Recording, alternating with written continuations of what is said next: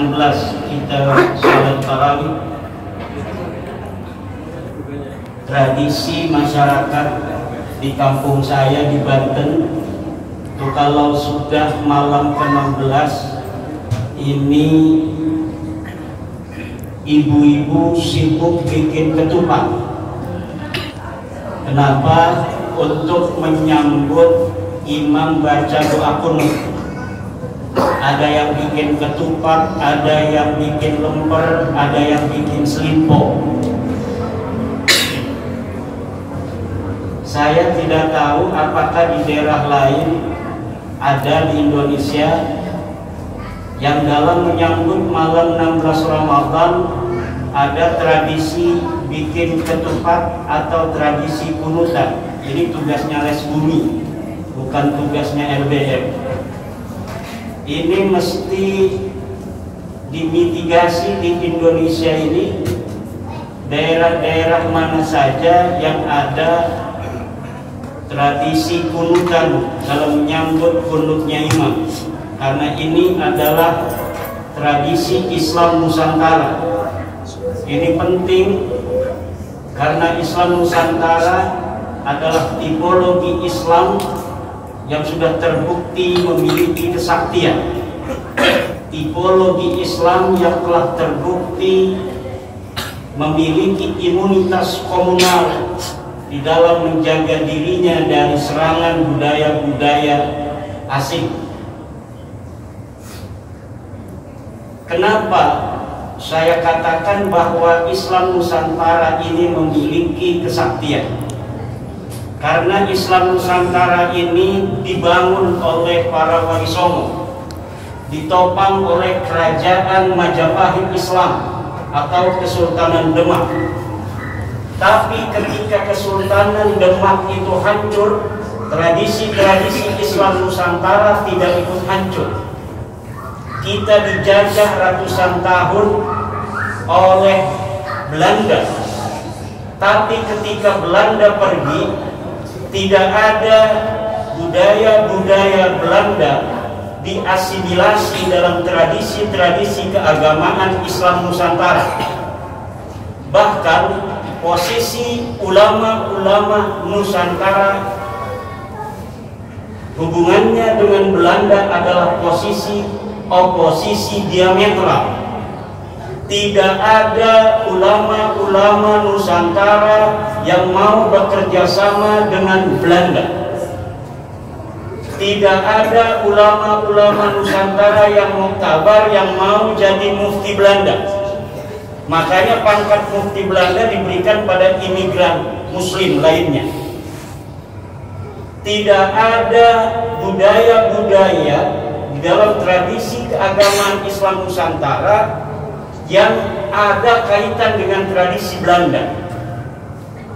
Ulang tahun Ratu Wilhelmina, pesantren-pesantren, para kiai-kiai zaman itu tidak ada yang mau ikut instruksi Belanda untuk mengadakan ulang tahun Ratu Belanda. Tidak ada destinasi-destinasi ulama-ulama Nusantara, basic pesantren yang mengadakan ulang tahun Ratu Wilhelmina. Inilah bapak-bapak, ibu-ibu sekalian, yang saya katakan bahwa Islam Nusantara sebagai sebuah konsep yang dimunculkan Nahdlatul Ulama 2015 memang telah terbukti memiliki kesaktian-kesaktian dan imunitas komunal. Bahkan tahun 1927 Muktamar NU itu masih mengambil sebuah keputusan muktamar bahwa menggunakan dasi, celana panjang, jas itu hukumnya haram. Kenapa haram? Karena ini tasyabuh dengan Belanda. Ini adalah upaya perlawanan dari kalangan Nahdiyin ketika itu kepada hegemoni penjajahan Belanda. Tahun 40-an Kiai Wahid Hasim mendobrak keputusan itu. Beliau menggunakan jas, menggunakan dasi, menggunakan celana panjang. Ansor kita pada ikut Kiai Wahid Hasyim. Akhirnya pada Kombes di Kudus Ansor itu Kiai Asnawi Kudus marah-marah di arena Kombes karena anak-anak NU yang dari Ansor pakai celana panjang. Setelah merdeka tahun 50-an, Kiai Saifuddin Juri bertemu dengan Kiai Asnawi Kudus.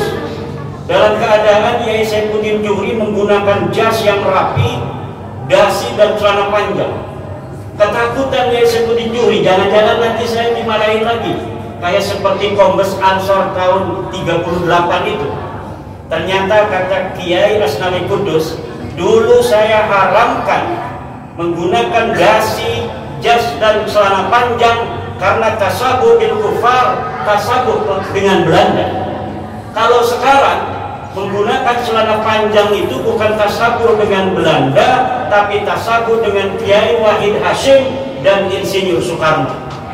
Akhirnya dihalalkan itu kama qala Syekh Asnawi Kudus. Setelah merdeka pula, ajaran-ajaran Nahdlatul Ulama yang merupakan kristalisasi pelembagaan dari ajaran-ajaran Wali Songo yang kemudian di 2015 kita kenal juga dengan istilah Islam Nusantara, telah mampu beriringan dengan Pancasila dalam menciptakan bangsa dan negara Indonesia dalam ketentraman yang tiada. Memang ada beberapa masalah di sana, tetapi relatif semua itu bisa untuk ditangani oleh kebangsaan kita yang mayoritas muslimnya adalah Muslim Nahdlatul Ulama, Muslim Islam Nusantara, Muslim daripada ajaran-ajaran Wali Songo. Maka ketika kita hari ini ingin ikut serta dalam rangka menjaga ketertiban dunia, sudah saatnya Nahdlatul Ulama membawa konsep Islam Nusantara ini bukan hanya ke level nasional, tapi juga go internasional. Sudah saatnya Nahdlatul Ulama tablighu mafahimi Islam Nusantara ila jami'i anha'il alam, untuk menyebarkan konsep Islam Nusantara ini ke seluruh semesta raya. Kita ajak seluruh agama-agama di dunia agar mempunyai konsep yang sama dengan Nahdlatul Ulama, yaitu dasar tawassul, tawazzun dan i'tidal. Dan kita ajak seluruh konsep-konsep dasar negara di dunia ini untuk mengikuti konsep dasar Pancasila, di mana seluruh agama, seluruh etnis dan suku di dalamnya dilindungi oleh bangsa negara itu sendiri. Banyak orang atau kelompok komunitas yang ingin menyebarkan, membangun peradaban di dunia ini. Yahudi mempunyai konsep protokol Zionis. Dia ingin mengembangkan peradaban dunia menurut konsep Yahudi. Saudi, dia memiliki mafahim al-Wahhabiyah, bagaimana peradaban dunia Islam dibentuk di dalam tradisi-tradisi Wahabi. Lalu Nahdlatul Ulama, ketika kita ingin berperan di dalam membangun peradaban dunia ini, konsep apa yang kita miliki? Konsep yang kita miliki adalah konsep Islam Nusantara. Maka sudah saatnya kita kristalkan ini konsep Islam Nusantara untuk merawat jagat dan membangun peradaban al-muhafadzah al-qadimis salih wal akhdhu bil jadidil aslah, yaitu dengan membakukan konsep Islam Nusantara baik di dalam definisi, filosofi maupun teori.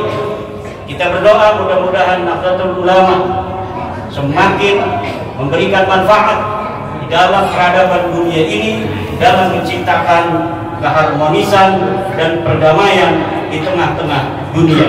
Demikian, wallahu wal muwaffiq ila aqwamit thoriq.